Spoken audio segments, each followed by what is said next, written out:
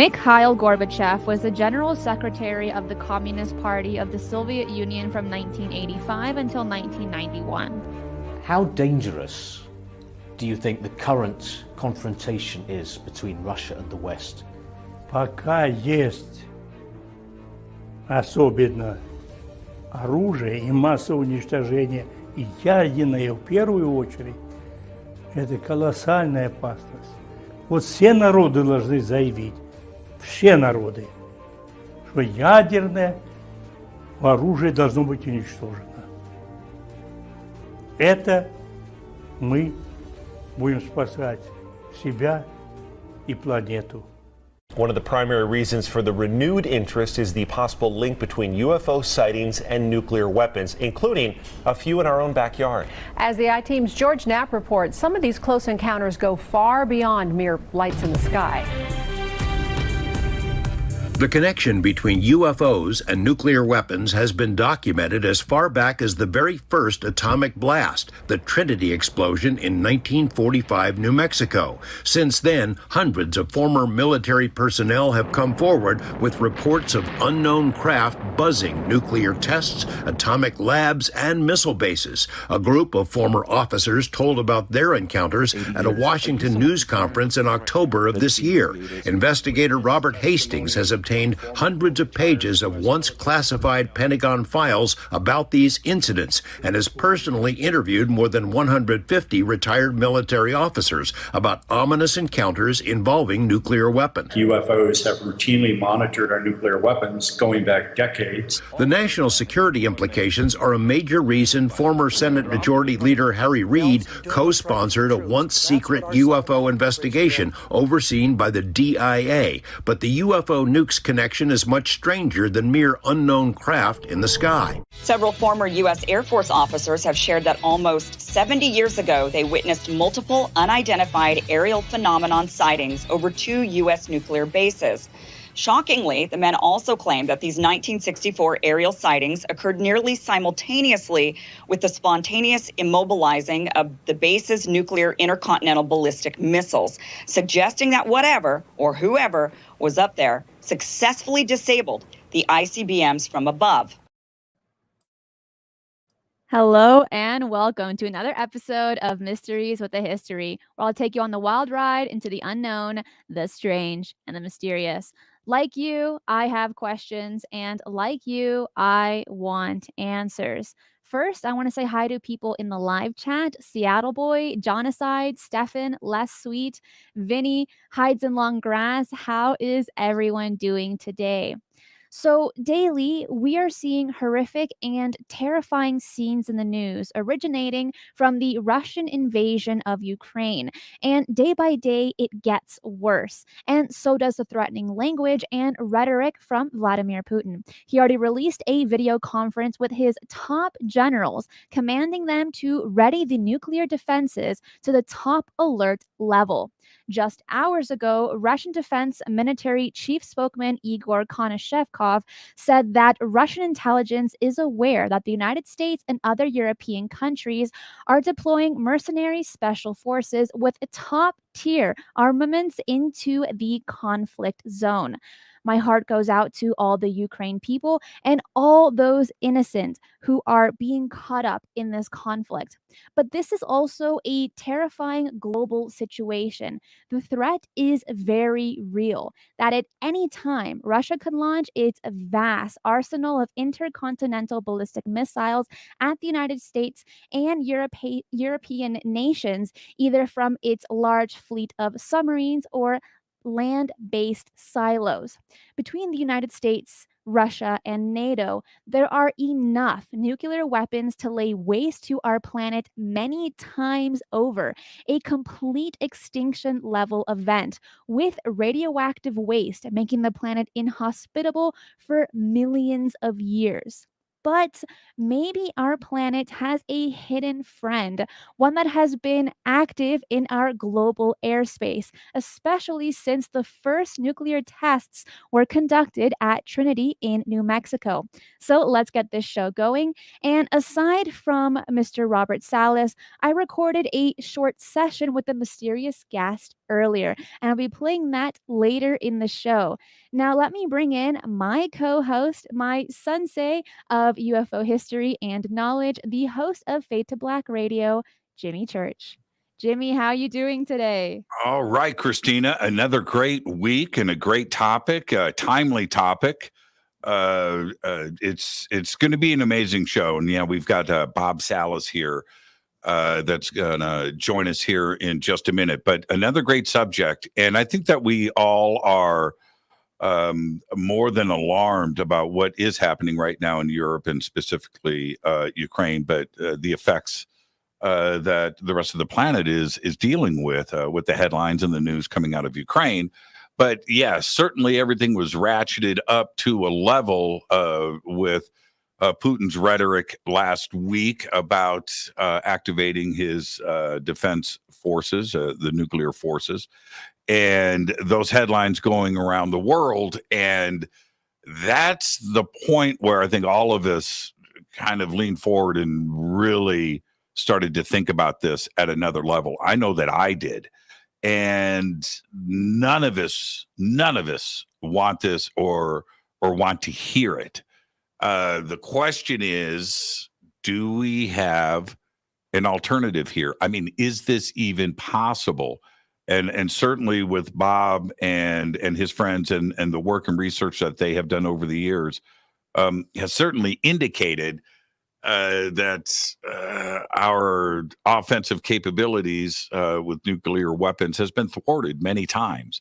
And each one of these episodes of missile silos and missiles being deactivated, and certainly things also in testing too as well, has had a UFO or ET presence involved. And all of that is very, very interesting to us and to me specifically. I've talked to Bob about this a couple of times over the years, and to have him on with us today is very important. And so, Cristina, I'm going to hand it back to you before, I'm going to say welcome, Bob, but I think you should bring him in. Well, like you said, we do have a lot to talk about. So let's bring in today's special guest, retired United States Air Force Intercontinental Ballistic Missile Launch Officer, Mr. Robert Salas. Mr. Salas, how are you doing? Hi, Cristina. Hi, Jimmy. I'm doing great. Doing just You look fine. great. Yeah, I'll just say that you look great. And That's good.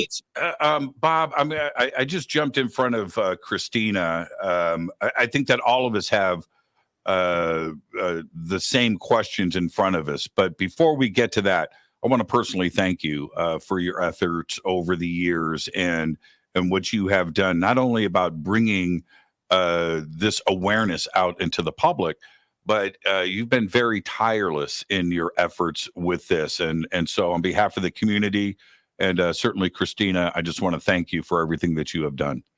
Thank you, Jimmy. I really appreciate that. I appreciate those comments.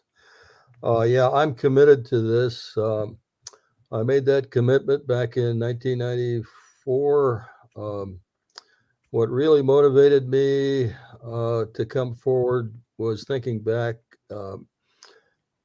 Right after my incident, I got a phone call from the guards that had actually seen the object hovering over my facility after they had shut it down. And the next morning, I got that phone call, and they were begging me, just literally begging me, pleading with me to come and see them and talk to them about what they had experienced. And of course, at that time, I could not. I had to sign a non-disclosure statement, never to speak about this to anyone. So I had to deny them that meeting, and that has haunted me all this time. That's one of the things that's driving me. Of course, the other more important thing is what I experienced, I think, was simply a message to the world to simply just get rid of your nuclear weapons. And just quickly, a statement I'd like to make is, what if? What if in 1967, after my incident and that of Echo Flight and Dave Schindele's incident in North Dakota in 66, where again 10 missiles were shut down by UFOs.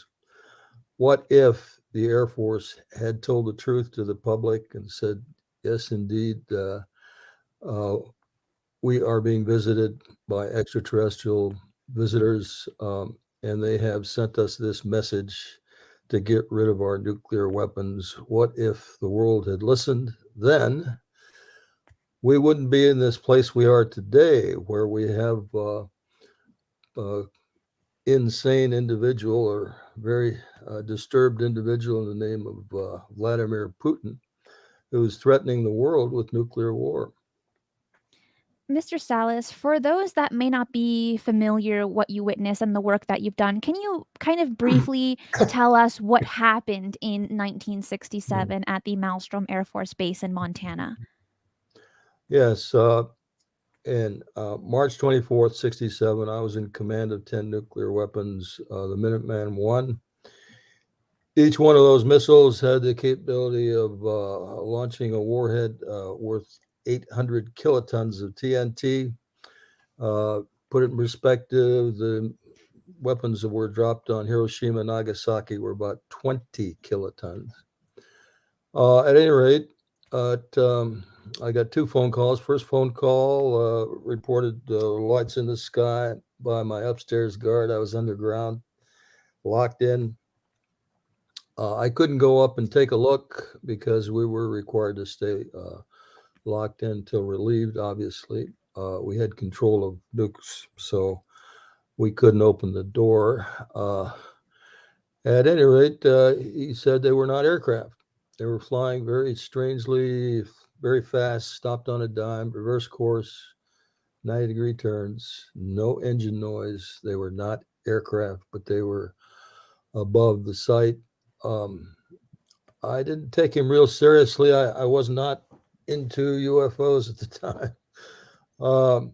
So I didn't pay much attention. I hung up the phone, and then 5 minutes later, he calls back, and he's extremely frightened, hollering, unintelligible. Finally got him to say that he was seeing a pulsating orange-red light, very large, very bright, hovering right above the launch control facility, right above the gate, front gate. He had all the guards out with their weapons drawn and wanted me to tell him what to do next. At this point, I was convinced we were under some sort of attack. And so I told him to, secure the facility by whatever means. And then he hung up, said that one of his guards was injured. And then I went to awaken my commander, who was taking a rest break, tell him about the phone calls. And as I was about to tell him about the calls, our missiles started going down. We get bells and whistles going off, and we all look at our status board, and sure enough, all of our missiles went down while this object was still above us. Hey, Bob, can I jump in for a second? Sure. And this is the male side of my brain asking this question. You're there. You've got monitor status in front of you. You've got 10 missiles. So I'm imagining that you've got 10 sections, one for each missile, and like a red light, green light, right? Good or not good. And are you watching these click to offline status one at a time? Well, yes. Basically, that's what happened. Very quickly, within a second or two, each missile went down. Right. we had a way of querying the system to see what the problem was, and they were all down for guidance and control system failure. Now, I want to emphasize a couple of things. The missiles were not interconnected in that. They're all independent. They're all independent. Exactly. Right.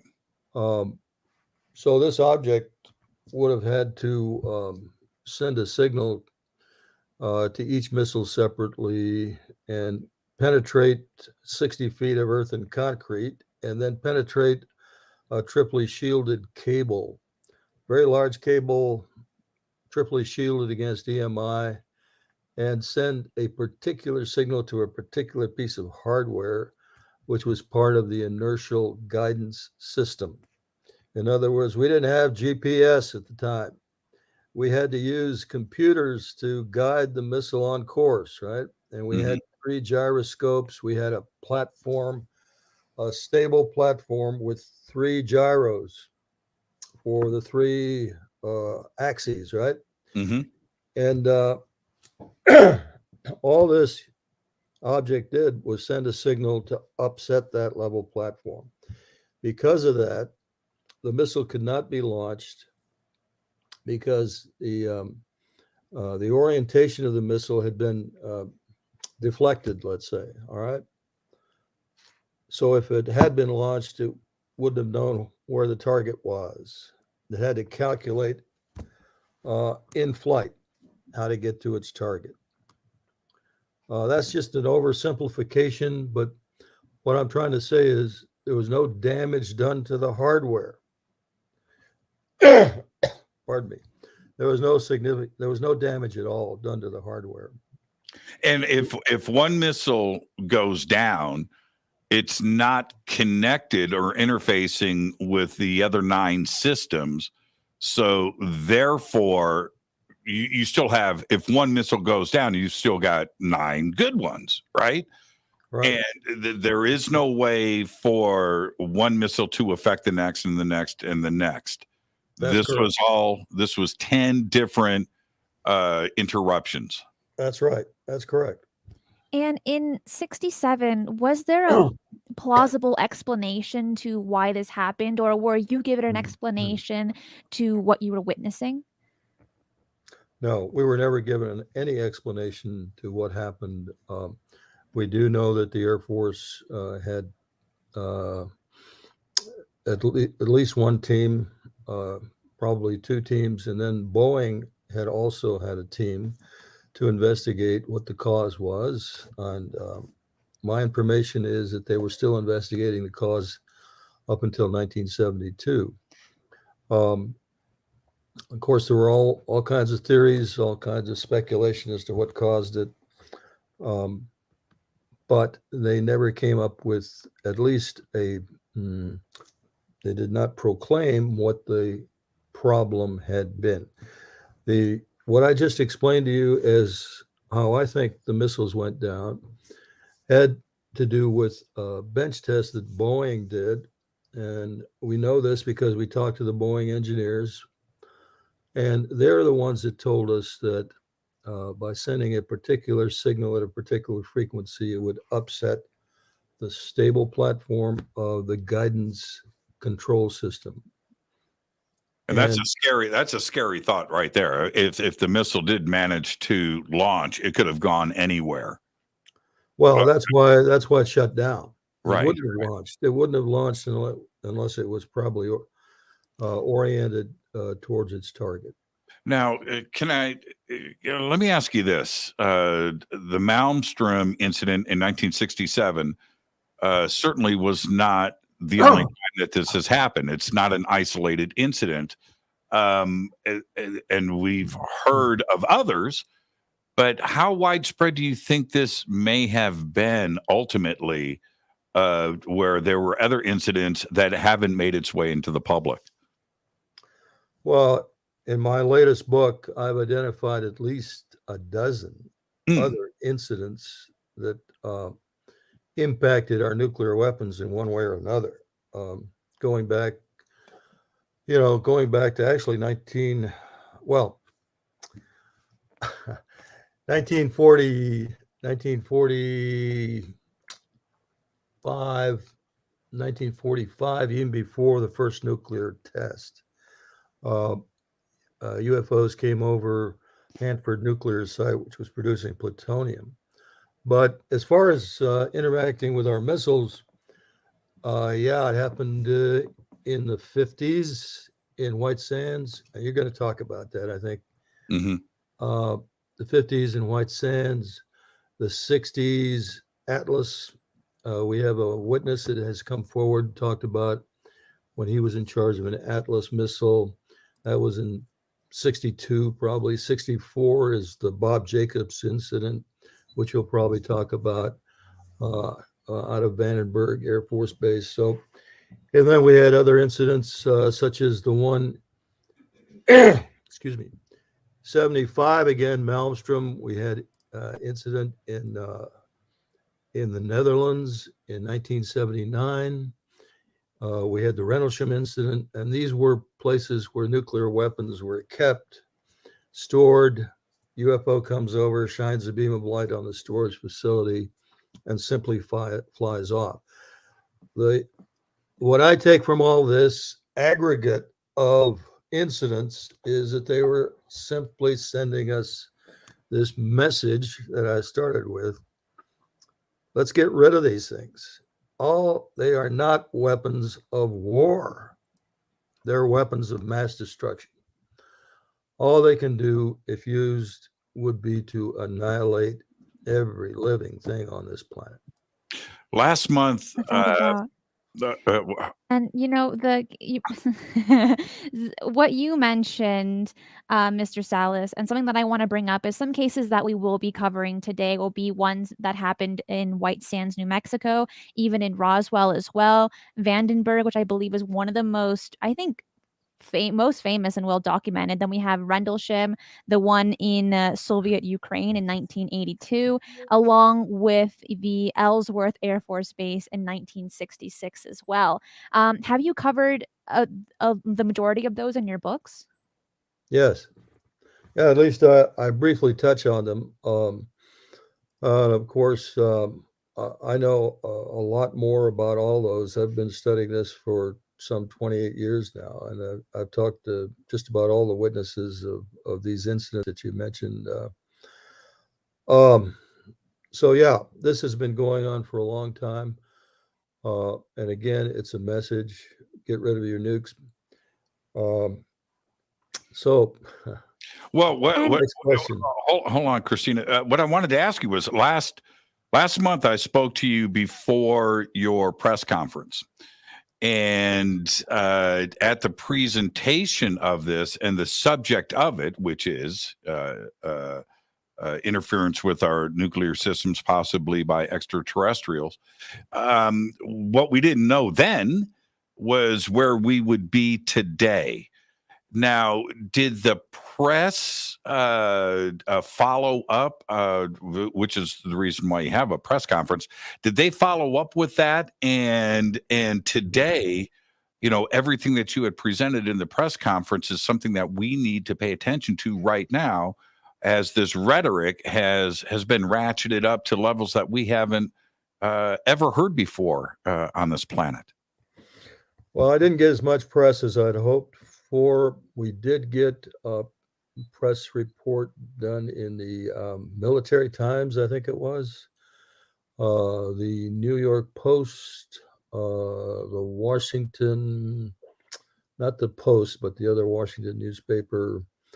But more importantly, I think the press conference that we did do in October of last year, I think it had an impact on what finally went into the National Defense Authorization Act, that section that now requires agencies in the government to report, to study and report back to Congress on the UAP, unidentified aerial phenomenon, including incidents involving nuclear weapons bases. So I think we did have that impact.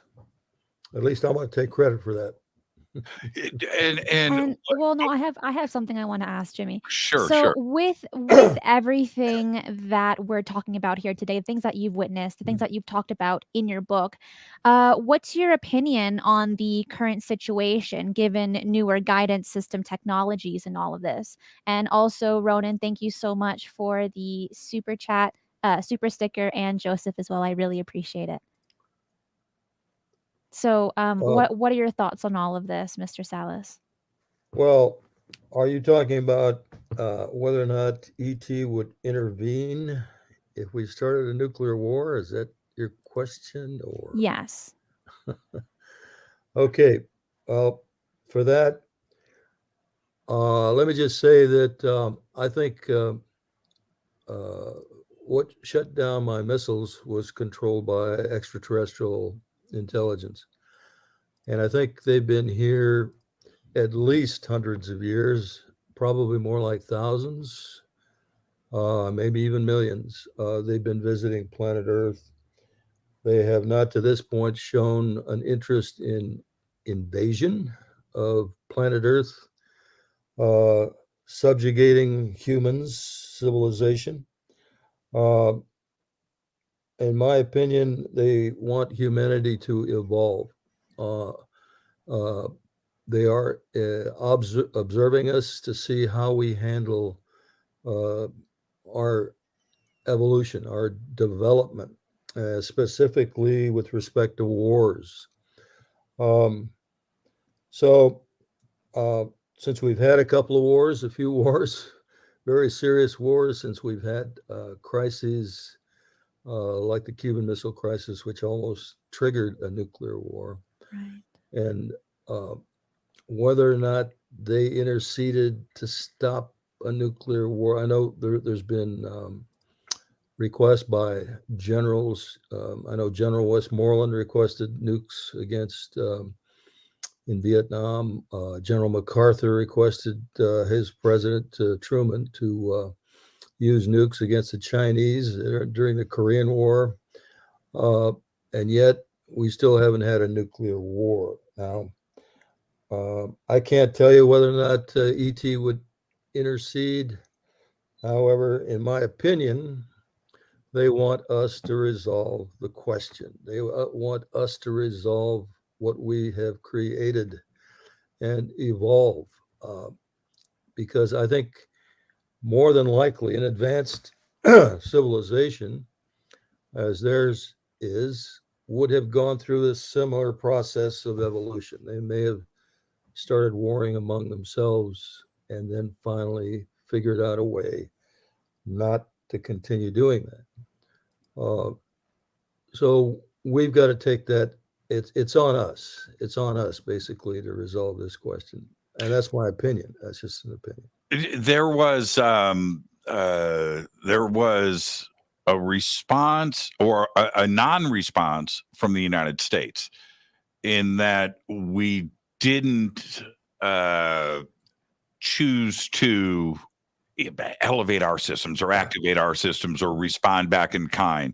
We chose to ignore that. Is that part of, I'm talking about Putin's comments, is that part of an evolutionary response, right? Is that the correct way to do this, is not to engage? And is that part of us possibly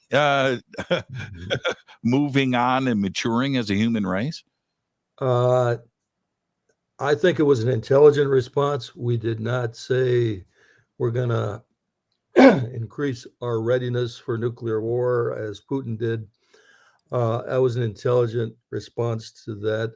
However, I don't think it shows much of an evolutionary state when we have about at least 1,500 nuclear weapons operational right now. The Minuteman system is still operational, only it's Minuteman III now, but it can be launched within minutes. So we don't need to up our status.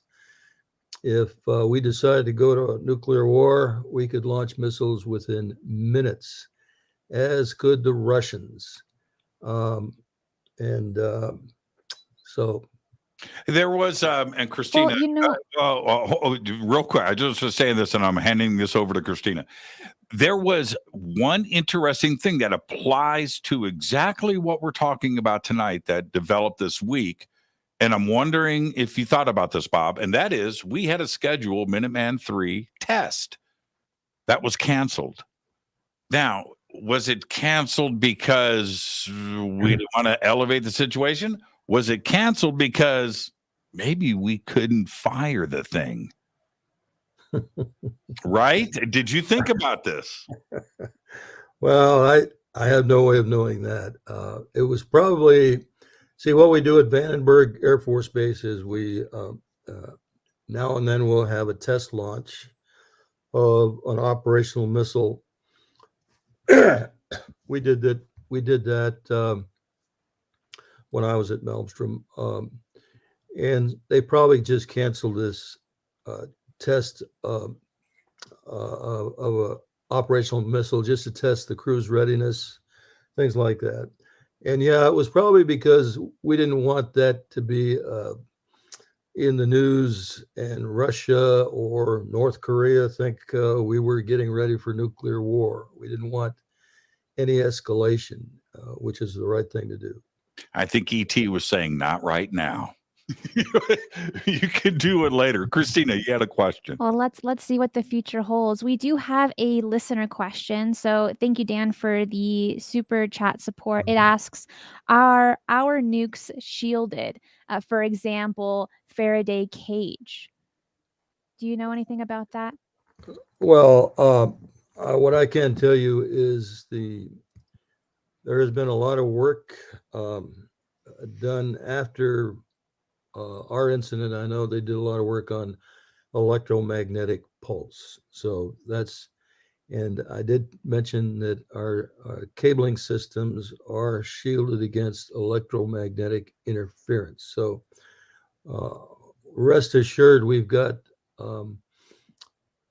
state-of-the-art shielding against any kind of stray electronic interference. And then another listener question by David, also thank you. It says, Skinwalker Ranch, which land surveyors say has radioactive deposits. Is it possible they're trying to prevent something besides human annihilation? What do you know about Skinwalker Ranch? Well, I've heard all the stories about Skinwalker Ranch. I've also heard that there may be radiation on the ranch. And I've also know that some of the incidents of UFOs coming close to humans or humans coming close to UFOs that resulted in radiation exposure. So what I can tell you is that ET knows in great detail about how not only our nuclear weapons, but our nuclear power plants operate. Interesting. The Russians attacked recently. They made a point of getting control of Chernobyl. And Chernobyl is still hot, as everybody knows. It's still radioactive. And I think one of the reasons they wanted troops there is because that would be something that we would not want to attack. We would not want to throw shells at it or bombs at Chernobyl for fear of exposing a lot of people all over Europe to a lot of radiation, as happened in 1986. So nuclear power plants, nuclear weapons are all of great interest to ET. Well, thank you for that answer. And Dan, thank you for the super chat. Skyhawk has a question, and it says, I have great respect for Mr. Salas. After you were done with the nuclear discussion, please ask what he thinks about the absence or ignoring of the Air Force to the UAP issue. Yeah, that's a great question. That is a great question. I know you've been paying attention to what's going on, Bob. And certainly, with the Air Force, you have a great interest there. Why are they AWOL right now when it comes to the UAP issue? Because they have a lot to answer for. The Air Force basically initiated the cover up back at Roswell, right? And so, and they've been waffling about Roswell ever since. They've been changing their stories about, where they just, practice dummies, etc. But so, and then again with Robert Hastings' book and my books, and we've exposed the fact that there have been many, many incidents of UFOs around nuclear facilities. The Air Force knows it. A lot of people know it, and yet they don't want to say anything about it. At least not publicly, at least not at this point. But they're eventually going to have to respond. I don't think there's any way out for the Air Force to not respond because so much is known about these various incidents that have happened throughout for the last 70 years, basically. Now, we have spoken a lot, and we're very aware of land base and Minuteman and missile silos and the interference there. But what about submarines? Are there any incidents? The Navy's in the news right now, right? So is there any evidence of UFO activity over nuclear submarines that are armed with nuclear missiles? Well, have you ever heard of the Shag Harbor incident, 1967? Of course. Yes. Yeah. Shag Harbor was a base, I think it was a sub base, used by both the Canadians and the U.S. Navy, and there were objects seen coming out of the water near there by fishermen, and objects seen flying or moving underwater, and so I'm nearly positive that the Navy has seen these objects underwater with submarines or surface ships. We know that these objects can fly out of the water. They were seen during the Tic Tac videos. We know they can go into the water and then operate underwater. So chances are they've got underwater bases. So I think, again, the Navy has a lot to explain about all of that because they've probably been seeing these for a long time. Shag Harbor happened in '67. So that's my answer. That story is rather fascinating and one that Jimmy and I have briefly talked about. Ronan, thank you so much for the super sticker. And it looks like we have a super chat as well by Trevor. It says one of his men was injured at Malmstrom. How? Are you aware of that? I didn't know anything about this. Yeah, Bob, you did mention that earlier, and I'm not sure if I caught that over the years. I don't want that to get away from us. Yeah. How was he injured? Yeah. Just before my security guard hung up the phone after the second call, he said, "I have to go. One of the guys got injured." Mm-hmm. And so later on, after I spoke to him again, I asked him about the guy that got injured. He said it wasn't too bad. He had cut his hand, and I'm trying to remember. I tried to remember exactly how he had cut his hand. It was a pretty serious gash, probably grabbing the barbed wire fence that surrounded our facility. I don't know why he was grabbing it, but I did get validation of that from. I've got a letter from some of the airmen that were back at the barracks when this man returned to the barracks, and he said there was two rumors. One, he shot his weapon at the object, and somehow the recoil injured him. And the other possibility was that he did cut his hand on the barbed wire, but it was a relatively minor injury. It was not caused by the UFO firing a weapon at him. Yeah, it wasn't a plasma laser beam. No.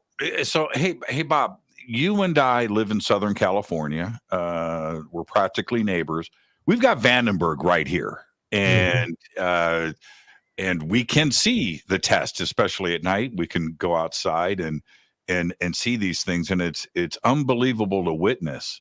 And it's one thing to talk about missile silos being shut down, but during some of the tests out at Vandenberg, this has happened midair, where ET craft have come into play in a couple of incidents, purportedly firing laser beams, right, and effectively stopping the test. Can you talk and expand on that? Yeah, this was the incident in 1964. Bob Jacobs was in charge of a film crew. Had a very sophisticated video camera, is able to track a launch of an Atlas missile and the release of its payload. It was a dummy payload. It wasn't a real live nuclear weapon. But it was the same size of the payload. And on that film that he took of that showed clearly a UFO object run circles around this payload while it was traveling at about 15,000 miles per hour and shooting beams of light at it, or laser beams possibly, and deflected its trajectory. So again, showing that not only could they disable our missiles, but if we launched missiles, they could deflect the payload. Now, again, showing how advanced their technology is and how cognizant they are of how our systems operate. And of that incident, I do have a simulation according to the description, and I'm going to play that video, and it'll play twice for everyone to see.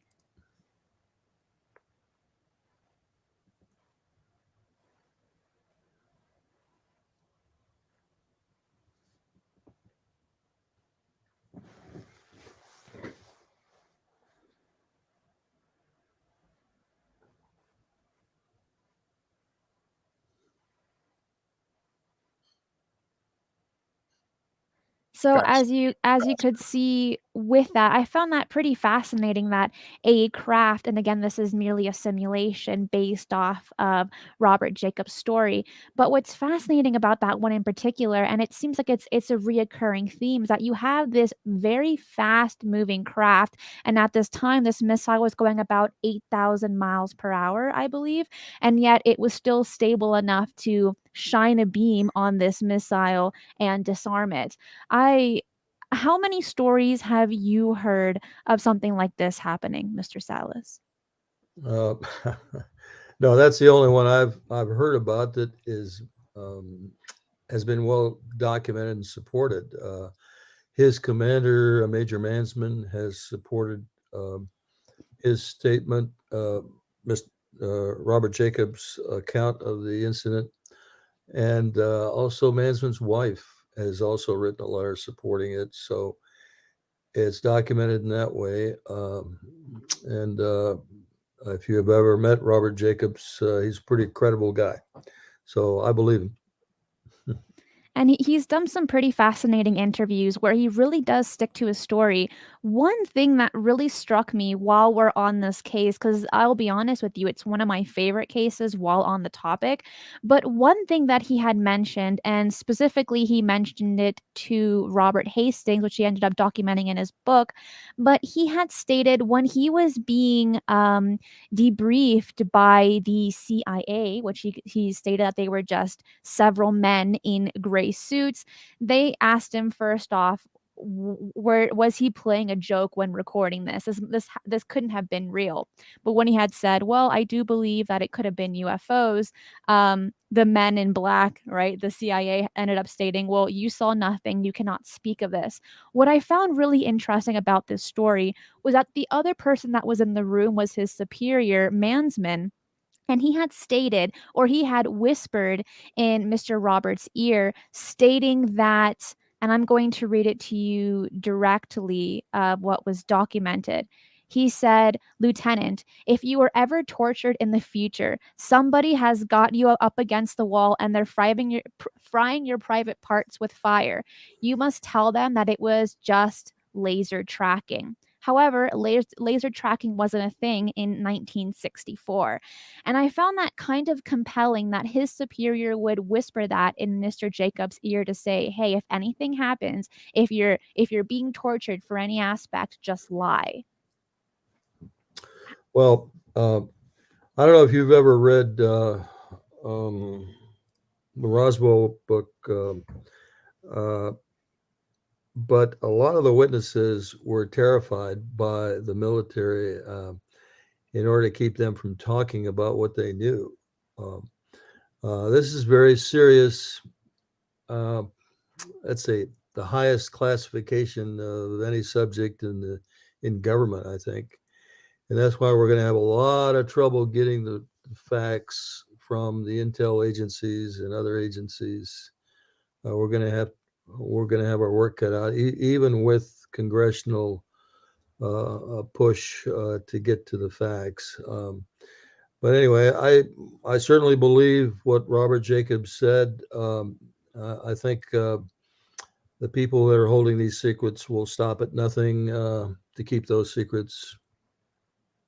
Yeah, all you got to do is mention men's private parts, and we men tend to shut up. Well, we're coming up against the halftime of the show. Jimmy, do you have any final questions for Mr. Salas? I do actually, Bob. And again, thank you for taking the time. And we're all stressed out right now. This planet is stressed out.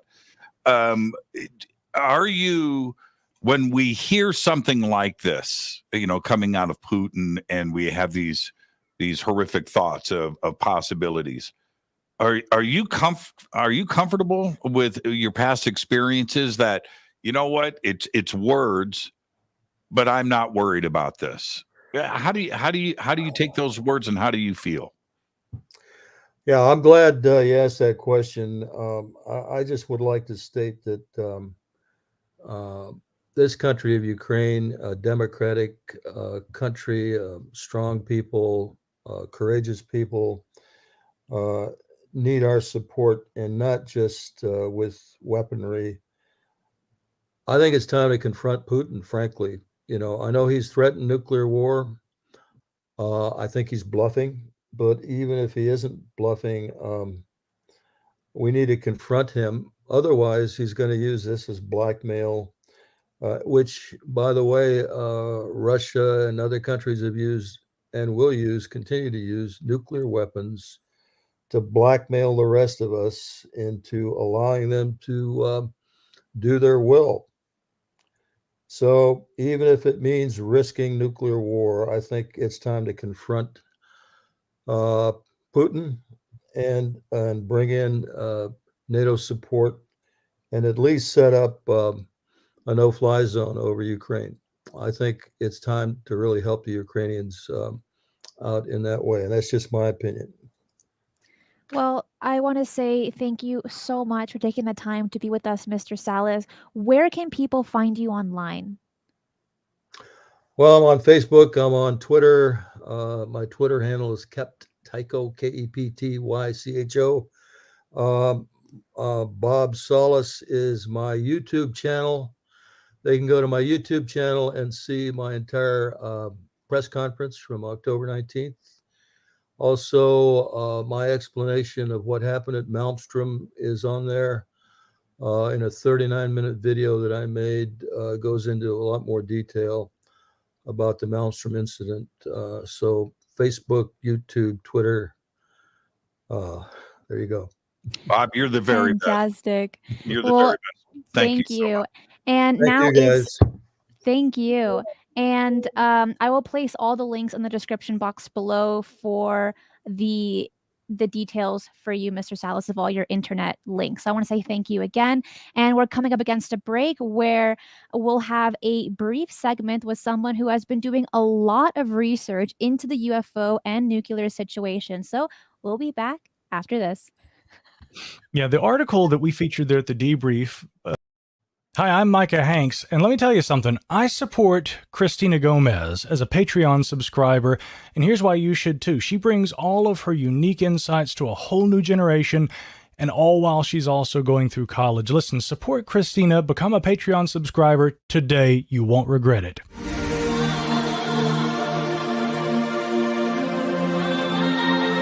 Hey there, it's Cristina. Did you know you can get access to an exclusive extra segment of additional questions and answers with all of my guests, as well as behind-the-scene videos and photos?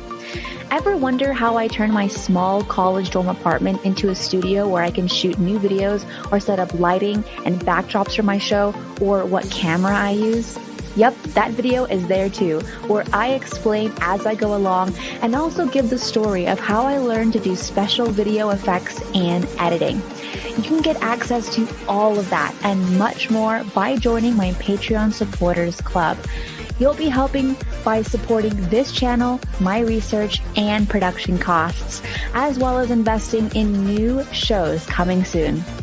Starting from as little as $5 a month, there are several tiers you can choose from that suit your budget, and each tier carries extra perks and benefits. Join my Patreon club and become a supporter today.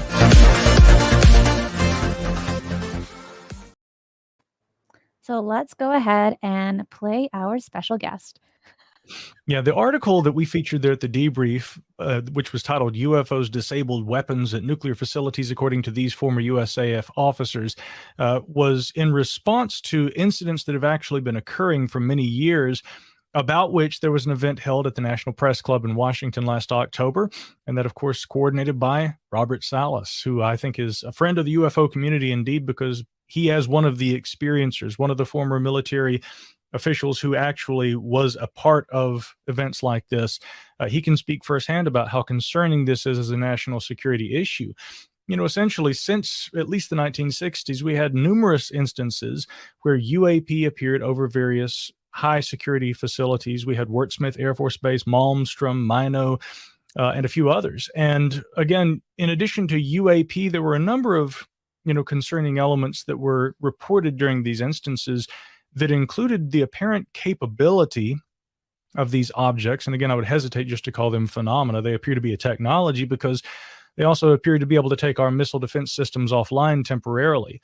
Again, I couldn't think of very many better examples of a national security concern emanating from UAP. Unfortunately, of course, with the passing of the fiscal year 2022 National Defense Authorization Act, we also have what was talked about a lot late last year, even after this story that we covered there at the debrief, which was the so-called Gillibrand-Rubio Amendment, which was passed into law with the NDAA earlier this year. And it specifically mentions the fact that forthcoming UAP investigations by the government should look at incidents that occur around nuclear sites. But one of the more concerning things, at least in recent months, to me, had been the fact that despite the attention a subject like this should receive, and I'm very glad our lawmakers in Washington take it seriously enough to pass into law a bill that actually addresses this in part, the media had been fairly slow in their response to this. I saw very little coverage of the event there in Washington back in October, which, again, to me, it really underscores a very important issue in the broader context of UAP. Why are these objects entering our controlled airspace? Why do they appear to take our missile defense systems offline? And if they can demonstrate that kind of technology and that kind of capability, what does that mean? These are all very important questions in the broader context of this that must be answered and taken seriously. So what do you think of the likelihood of the nuclear threat with Russia? In your best guess, given the interest that these UFOs have had on nuclear missiles in the past, do you think maybe they might disrupt the missiles once again if they are launched? That is, of course, an interesting question, and it remains entirely speculative as to what could be done if there were an actual nuclear threat in terms of nations pointing missiles at one another. Again, since the Cold War, the concerns about mutually assured self-destruction have, remained. But I hope at least that we have learned over the years that the so-called, nuclear solution, there is no such thing. There is no such solution. Nuclear weapons don't solve problems. They create problems, and they would be terribly devastating. I hope, of course, in terms of the current conflict we've seen erupt in recent days in Ukraine with Russia's invasion of that country, I sincerely hope that Russia understands that as well. And I really think that all world leaders do. But we nonetheless have the very concerning rhetoric from Vladimir Putin in recent days, where he essentially, had asked for his nuclear systems to be put on the alert, reportedly even to the surprise of some officials within his own government. And so this is obviously very concerning. We don't expect, I guess, in the 21st century world to hear world leaders, superpowers no less, and a nuclear superpower using this kind of language. But what we do know, of course, from history is that there have been many instances where UAP have not only been observed around nuclear facilities in the United States, and by the way, I would extend that to other countries. This has certainly occurred in other countries around the world too, although perhaps some governments have not been quite as forthcoming with information about that. Some might argue that the United States government hasn't always been entirely forthcoming, but the diligent research of the UFO community, researchers who have filed FOIA requests over the years, like Barry Greenwood, Lawrence Fawcett, Peter Gersten back in the 1980s, many others too, Brad Sparks, all actually members of a group that was called the Citizens Against UFO Secrecy, or CAUSE. They were filing FOIA requests frequently to try and appeal to government to release this information. And that's how we learned about a lot of these nuclear incidents. But something else that's been reported is also observations of these craft purportedly disabling warheads during tests. There was one notable incident, of course, which was discussed by one of the witnesses to such events there at the press club last October, which we also covered in the article there at the debrief. I would encourage people to read that. As to whether, again, the speculative idea of UAP somehow intervening should conflict ensue, I don't know of any historical precedent for that. But again, from what we've seen at the various different, high security facilities where UAP have shown up, whomever is behind this technology, they certainly seem to show a concern for our use of nuclear weapons and really nuclear technologies in general. And they also appear to display a capability to take those systems temporarily offline. So, I mean, it's definitely something that in the nuclear age and also in the 21st century, as we are now unfortunately seeing warfare erupt in the East, it's something to take into consideration. But a final very important point I'd like to make too, Cristina, is, we keep seeing people saying, well, these UAP over our airspace in the United States, they could be, surveillance platforms being used by Russia. If one thing seems incredibly evident to me from what we've seen over the last few days as Ukraine has valiantly defended its country, Russia, I think, bit off more than they could chew. And their progress has been increasingly slowed, much to the dismay, according to reports, of Vladimir Putin in his bunker back home. And again, I don't think that the Russian leadership, I don't think that anybody really expected how unprepared Russia's military would seem to be as they advance. We haven't seen very much use of drone technologies. And I have to say, for those who would say that Russia has anything so advanced as what UAP appears to demonstrate, I would say think again. If we've seen anything in the last few days, none of it has indicated that. So again, I think we have to really look at the possibility that the UAP, whatever they are or whomever may be operating them, certainly come from elsewhere. And I think that, again, just like past commentators have said, I'll say again here, they don't appear to be Russian to me. Micah, thank you so much for doing this segment with me here today. My pleasure. It is always a pleasure to hear from Micah and to hear his endpoint on this. I did want to have him on live. However, what's going on? Did my internet crash? Okay. So I did want to have Micah on live, but however, he is traveling, so he wasn't able to make it. Luckily, he was able to do a pre-recorded segment with me. And again, it's just always a pleasure to have him on. There are a few super stickers. K1, thank you. Deborah as well. I deeply appreciate all of you guys supporting the channel so much. And Paula for being a new YouTube channel member, which is very exciting. So given what Mike had stated in his video, what can you add to that to me? Well, I was listening to every word and paying attention to that. I think that the question that all of us have is at this point in time, would ET run interference if Putin has got his finger on the trigger and he decides to push it, then nothing happens, right? And he pushes it and nothing goes down. Well, I don't think that we need to count on that, right? We don't need to go to the edge of everything just to test ET and to see if things would just be shut down. Christina, how do you feel about that? Are you comfortable in this approach to no, everything's going to be okay because ET's not going to allow this to happen? What's your take on that? Well, could the long-awaited disclosure come as a result of these UFOs halting a nuclear attack? I mean, wouldn't that kind of be what people would, I guess, in a sense, hope for? One, it's saving the entire planet, and two, you're getting the disclosure or the truth that so many people are hoping for. So it's difficult to say. I guess we simply won't know until it happens, but we're on the side where if they were disarmed, as they have been in the past, to us in this community, it wouldn't be a shock. It would be kind of more of like, "Ooh, they made it right on time." Yeah, exactly. Versus like seeing the whole world explode, because we are aware that the missiles that we have today, the nuclear weapons that we have today, are a lot stronger than the one that was dropped on Japan.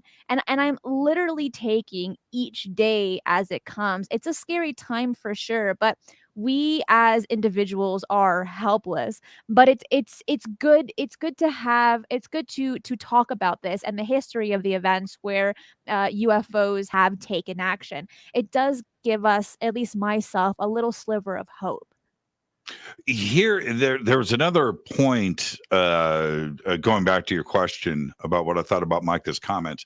He said one thing that was quite brilliant, which is going back to the Tic Tac, the questions of some of these incidents possibly being Russian technology, above the Nimitz and the Roosevelt and what have you.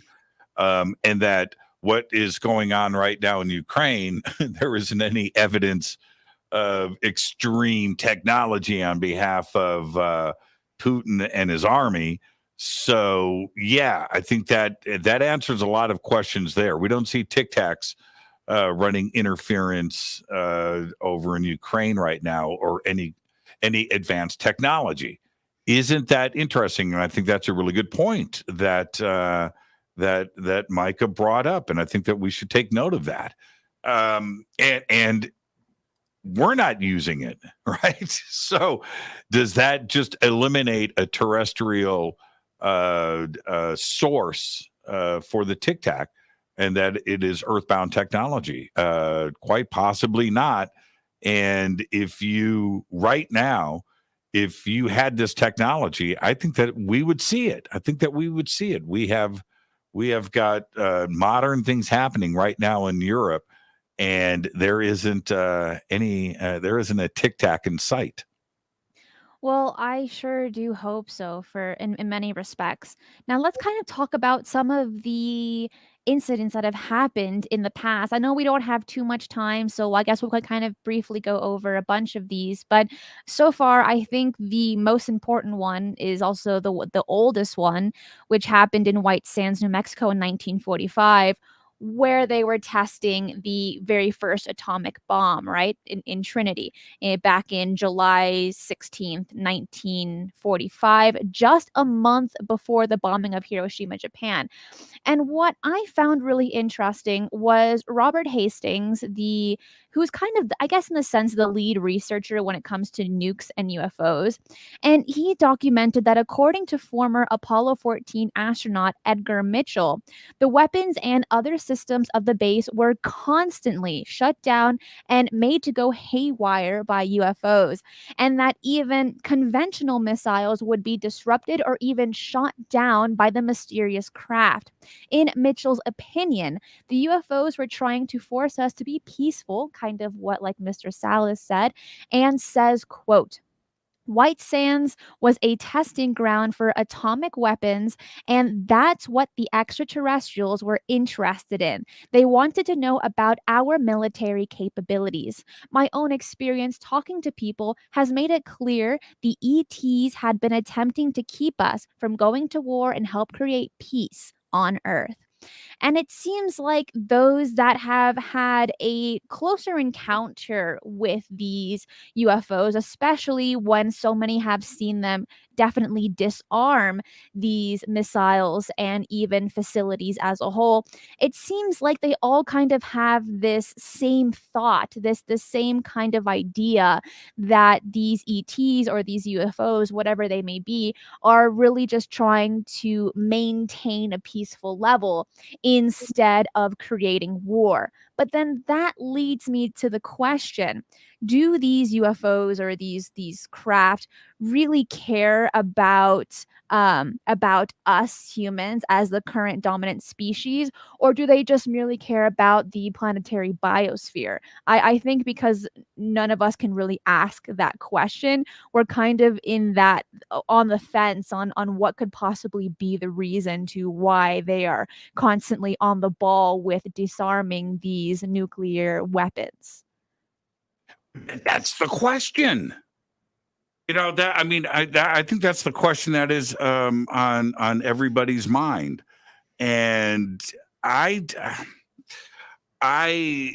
just look at the historical record here, Cristina, and there are a few different things that we have to just put out there and examine closely. Sure, we have the incidents with our land-based systems. We have what happened at Rendlesham, witnessed over there with the craft that was beaming a light down on the ammo. How do I want to say this correctly? Storage facilities that allegedly didn't have nuclear weapons. That was the official policy of the United States, that there were no United States nuclear weapons stationed in the United Kingdom. Well, okay, that's the official position. But what happened and what others have said since then, that there probably was nuclear weapons there, and ET had an interest in that. But then there's another part to this. We did 2,000 nuclear weapons tests around this planet, and the vast majority of those were done by the United States and Russia. Certainly right here in the United States, in and around the Las Vegas nuclear testing facility, the Nevada test site, and of course out in the Pacific Ocean. Now, did ET run interference with any of that? No. You know, so why allow the testing to continue, right? And I get all of that. Now, is it that ET was just allowing our science to advance, and that we do need to investigate and figure out and study atoms and nuclear energy and of course the applications that fall into weapons use, that this is all part of science and that we needed to do that? Okay, that there's a possibility there. The other situation is, why would ET have allowed us to use nuclear weapons in Japan? Why didn't they run interference there? I'm not so sure. And maybe, and we've all thought the same thing, that we had to go and use the weapons once to see their destructive power, and learn our lesson with that. But since then, since Japan, no nuclear weapons have been used in war. And every opportunity where that was close or there was a situation that was there, interference has been run. And I am hopeful that nuclear weapons will never be used again, ever, ever, ever. The saber rattling that is happening right now with Putin, I hope that it's just words, just like Bob Salas just said. That is just words. He has no intention because he knows that that's the end of everything, including himself. So it's just not going to happen. And I just look at it only from that lens. And and I'm not naive. There's another part to this, and Bob brought this up. Let's make no mistake about this, that nobody really can step in front of Putin right now because of the threat that he has, which is he's got nuclear missiles and nuclear weapons standing behind him. So nobody wants to make him angry. But he's also appearing to be very unstable right now. So can we depend on him just being smart and not following through on these threats? Or is there an ET presence that will not allow this to happen, even if he chooses to flip the cover over that button and flip the switch? Well, just look at how many of these massively more powerful nukes are out there compared to the ones they dropped on Japan. And maybe, yes, those were not planet killers, right? The atomic bomb, but those types of nukes. But now there's enough to destroy our planet many times over. I mean, look at the documentation from 2022. All of these nukes from around the world. That's insane. No one should even have one. But we have countless. It's actually unbelievable.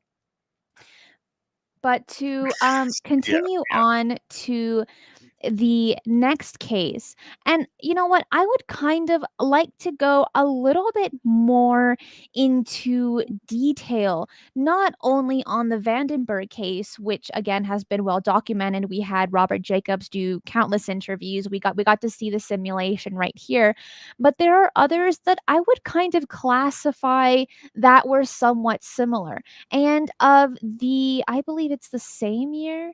No, 2 years after, you have the Ellsworth Air Force Base in 1996 in North Dakota. Now, Trevor says, and by the way, thank you, it says, what scares me is I don't know any cases where UAP rescued humans in distress. Do you? Even humans commonly rescue bees drowning in pools. Well, I don't know any when it comes to the nuclear weapons, but one that I can think of, which came on later on, was by Travis Walton. Years later, he believed that he was just at the wrong place at the wrong time, hit by a light, taken by these beings, and healed up for their mistake. Now, he did not have that thought the moment that it happened, but years later, he began to have this idea that maybe that is what happened.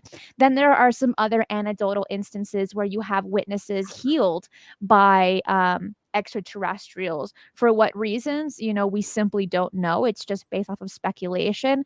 But I have heard of a few cases where UFOs, UAP, in a sense, do rescue humans in distress. Just spot on. I have nothing to add to that. Okay. I'm going to say yes and no, though. This is what I mean by that.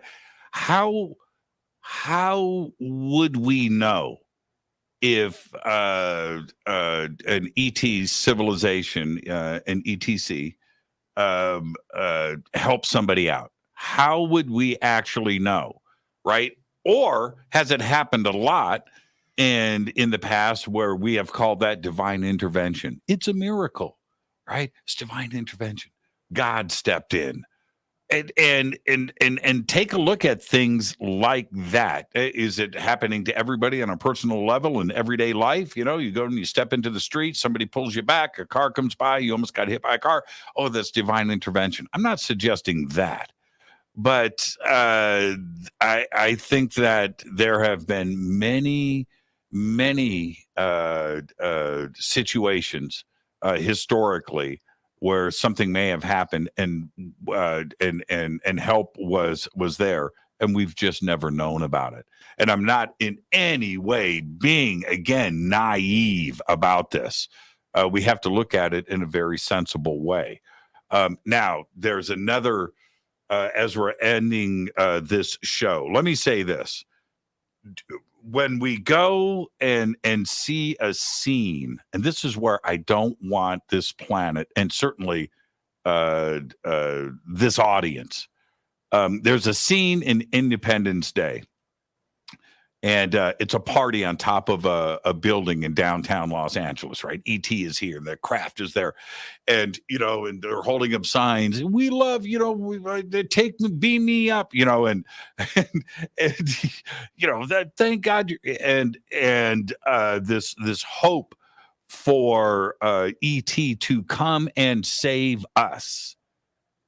No, that's great. We have to save ourselves.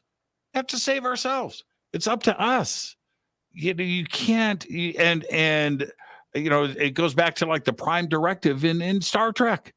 Let's really examine this. If we as a species go to another planet, are we going to run interference in another planet's life or evolution? No. Why should we? I mean, and it's the same situation here. Now, I think that ET has a general interest in us not destroying ourselves. Sure. Okay. But we can't count on that. And we can't have a position mentally that ET is, ET is going to help us cure cancer. ET is going to help us with pollution. ET is going to help us with climate change. ET is going to help us with a nuclear war and preventing World War III. No, that's all up to us to do, Cristina. And it can also come down to how many ET civilizations are visiting our world. Maybe some are here to watch over us so we don't destroy our planet. Others could be here to steal our DNA for their own reasons. Others could be here secretly taking away resources from the planet itself. Others may be somehow genetically related to us. Others could be here counting down to the day they can take over our planet. There are so many maybes and so many possibilities. It's very difficult to go inside of their head and try to understand their reasoning for the things that they do here. And I hope that kind of answers your question, Dan. Well, why didn't they intervene during Hiroshima and Nagasaki? We simply don't know. Could it be that maybe they were just trying to see how we would witness our own nuclear weapons at this time? We would have to do that. We would have to go through that stage of evolution. But all of your points are so well made. And but also, no. Listen to me. Which is why you have your own action figure. Right there. Cristina bringing the heat today. And with the atomic bomb, right? It wasn't a planet killer. It wasn't that strong. The ones that we have today are about 6,000 times that of the atomic bomb. So at this time, right, in 1945, it devastated a city. Now it can devastate an entire continent. The stakes are different today. And I wonder if they're more interested in saving our planet than us as a species. Well, maybe. You know why I kind of pump the brakes on that thought? Because that's a wonderful thought. And yes, okay, let's consider that. But there are billions of planets out there a lot cooler than planet Earth, right? There's millions, and probably billions of them without irritating humans on it, right? Where they can just go and hang out, and the same atmosphere, same world, same plant life, same delicious fish, everything going on, but they don't have us there to ruin things. Right. So, what's the reason for saving this planet? I think that us as an intelligent, sentient species that is creating things and growing, we have something to add to the universe. We have something to bring to the table. Certainly, eventually, and will we have a seat at that table? Yeah. And there's an interest in that, just like we would want the same thing for another species on another planet to develop and to thrive. Okay, and that's always been my take, Cristina, and it's simply not going to change. Well, the biodiversity of the planet is amazing. All the land and air and marine life. And if no extinction events, it's going to be great for a long time. We just got to wait and see what's going to happen. Deborah, thank you so much for the super sticker. Interesting show today. I think so as well. Ronan, thank you so much. And Exofa says, the women in white I've researched give warnings about war throughout history, but don't seem to intervene themselves. And that's a rather reoccurring theme. We hear a lot of people that have either have contact or those that can have, I guess what you call them, downloads, stating that a lot of these extraterrestrials do not want to intervene with how we handle things here on Earth. And that sounds like the same thing that happens in Star Trek. They have a protocol, first contact protocol. And it's not just that, but also where if they're having a war amongst themselves, if they do not ask for help, the Federation isn't going to give it, especially for those that haven't had contact with any other alien species. But back to the historical cases while we still have time. There are two more I want to mention, and I'll save the best for last. So until then, the Warren Air Force Base in Wyoming has had countless interactions with UFOs from 1965 all the way until 2010. So pretty recently.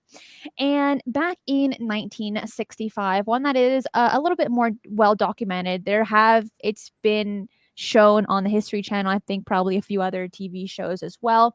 But in 1965, we are aware that multiple military witnesses got to experience about 5 to 6 oblong objects stacked up on each other on one side of the fence. So not actually entering the facility, but on the other side of the fence. And they were just there. They were just hovering there for absolutely no reason, stacked up one on top of the other. And when some of these military officials were looking for the paperwork sometime later, it all just happened to disappear, especially all the paperwork that they had written themselves had simply disappeared. And this is well documented in Robert Hastings' books about UFOs and nukes. For those that are interested in this topic, I do recommend that you read it. It is fascinating. And I think he's interviewed about 150 retired military officials that can talk about certain aspects of these stories. And then back in 2010, which is again pretty recent, it was stated that there were about 50 missiles were rendered no-go by a power outage. Now we're pretty aware, we can at least assume that these kinds of military facilities would have generators, backup generators, and generators to back up those backup generators. So there simply would not be an explanation for there to be a power outage, especially when you are dealing with so many missiles. What other stories do you know about the Warren Air Force Base, Jimmy? Well, here's, and I brought this up with Bob. There is no way. I mean, there is no way that the Air Force would ever let anybody know that they're having issues. There's right. No way. And it's one thing to freak out the American public. It's another thing to freak out Washington, D.C. Yeah. It's a whole nother thing altogether to let our adversaries know that our missiles aren't working. That at the highest levels of everything that we know, that is going to be suppressed. So how many of these incidents are we aware of? I'm telling you right now, the only reason why we know about Malmstrom is because of Bob Salas and other incidents out there where people have come out and spoken. But are there going to be leaked reports? Are there going to be things out there? Is the Air Force going to discuss their issues with the Pentagon, the Department of Defense, and the Senate Intelligence Committee and Congress? And no, absolutely not. So how many do I know? I don't know about any. And the reason why is because there's no way that information is ever going to come out. There's no way that we could you imagine, right now you got a guy like Putin, an idiot, saber rattling with the threat of nuclear weapons. If he had any idea or information in front of him that we don't have the ability to fire our weapons, think about that. I mean, really think about what I'm saying right now. So, no, I don't know anything, and neither does anybody else, and the Air Force is never, ever going to talk about it. No, and for Mr. Robert Salas, he couldn't talk about it until years later, until much later. Now, I would like to save this story now that we're come to the end of the show. I'm talking about this last incident, and it happened in 1982 when Russia was still in power of Ukraine at the time, called Soviet Ukraine, and Ukraine was independent after 1992. So this was taking place in 1982. And in this story, these UFOs really do have a sense of humor. So in October 4th, 1982, near a village in Soviet Ukraine, it was stated that a military official by the name of Ensor saw a flying saucer, just like in the movies, how he states. There were no portholes, nothing. The surface was absolutely even. The disc made a beautiful turn like this on the end, just like a plane. There was no sound. I had never seen anything like it before. While this UFO was in the vicinity of the missiles, they turned them all on for 15 whole seconds. These nuclear missiles were ready to launch. Okay, they turned them all on. And it was stated here that it proceeded to a countdown for 15 terrifying seconds before aborting and returning to a standby status. And the only way that these missiles could have launched is if they were ordered by Moscow, right? Countless miles away. It couldn't have been done actually in that facility, in that village in Soviet Ukraine. It would have had to been in Moscow. So there was simply no explanation for all of these missiles to be ready to launch for 15 entire seconds. And then it all went quiet. They're like, oh, just kidding. Don't worry about it. I don't know. I would be mortified, but at the same time, looking back on it, right, looking at this 40-something years later, it's kind of funny. A little bit. The tense situation around that, I can't imagine being a witness to that. Absolutely not. I will say this. I'm going to keep this very, very short. I know that we're way out of time. 1985, I'm at a friend's house in apartment in Sierra Madre next to Pasadena. And we're just coming out. It's about 5:00 in the evening. And I'm going down the stairs and I'm with a couple of friends. And at that moment, from behind the mountain, a missile takes off. Right? And right there, 5:00, sunset, thing. And I'm watching this missile, a rocket, right? And I'm watching this, and the fear that went through my body at that moment, I did not go, wow, that's cool. I'm thinking, nuclear war? Is that what's happening here? And me and my friends, we stopped and we looked, and that was the immediate discussion. Turn around and ran, turn on the TVs, and the fear that went through me. I don't ever want to go through that again. Like, somebody in a missile silo, seeing their missiles going armed, men and women and children across the country and across the world feeling what I felt at that moment. It was crazy. And immediately on the news, it was a missile test that was going on. And I don't ever want to have that feeling again. And it was crazy. And this wasn't something off in the distance. This wasn't at Vandenberg. This was like right behind the mountain. I could see the rocket. I could see it, and just fear. So that's my personal experience. I don't ever want to go through it again. Cristina, I got to get ready for a show tonight. Are we done? Are we done?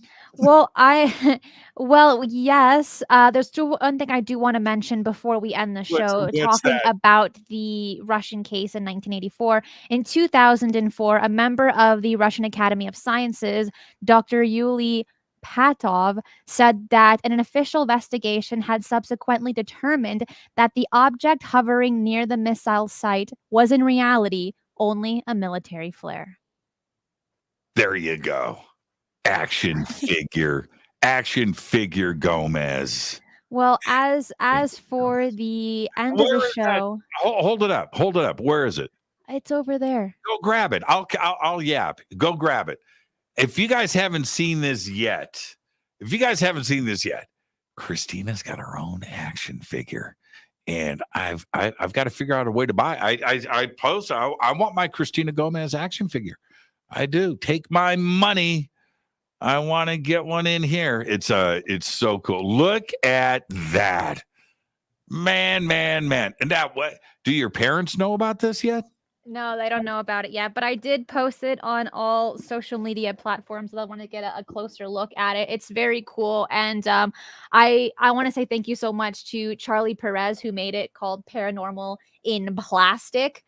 He's made some other really cool stuff, not just of other researchers and investigators, but also of myth and lure and monsters and even movies and everything. It's fantastic. He's got the $6 million man. He's got the bionic Bigfoot from $6 Million Man. Yeah. He has Count Dracula as well. Yeah. I mean, he's got some really, really cool ones. And I'll place the link in the description box below as well. And Jimmy's also going to be getting one, which I'm pretty excited when that one comes out. I cannot wait. Am I really? Okay. All right. Okay. That's I'm pretty excited. But to wrap up the show, I am going to continue praying for ceasefire and a quick, peaceful resolution. No more war, and that all the leaders across the globe who are involved with this situation keep cool and calm heads in the coming days. I want to say thank you for everyone who joined in the live chat, the super chats, the super stickers, the great questions. It's been awesome.